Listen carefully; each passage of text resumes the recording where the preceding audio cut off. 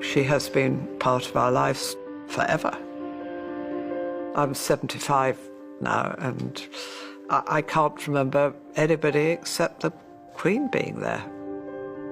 It must have been so difficult for her being a solitary woman. There weren't women prime ministers or women presidents.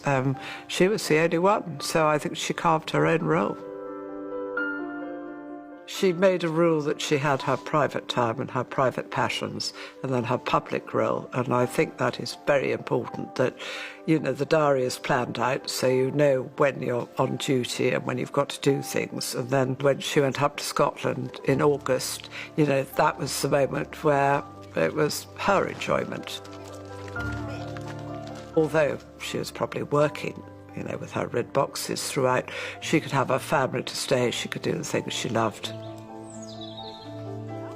Her real passion was racing.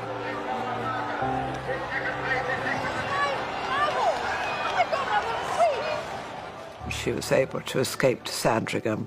She had the stud next door. She could go every day, see her foals, work out, you know, the next matings for the year. I think she always kept that as, you know, her private bit.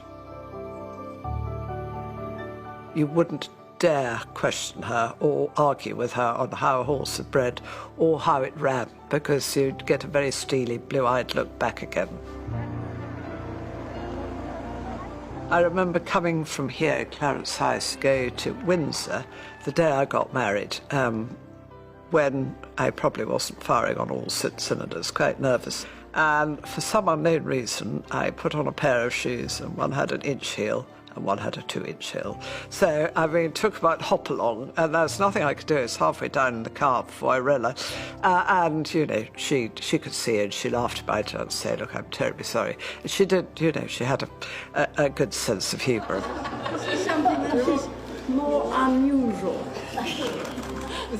I've taken her to some of my charities and to the Ebony Horse Club and to the medical detection dogs. And she loved both of them. You know, it was real sort of genuine enjoyment, and she asked lots of questions. And it was very nice to take her to things which I knew she would enjoy.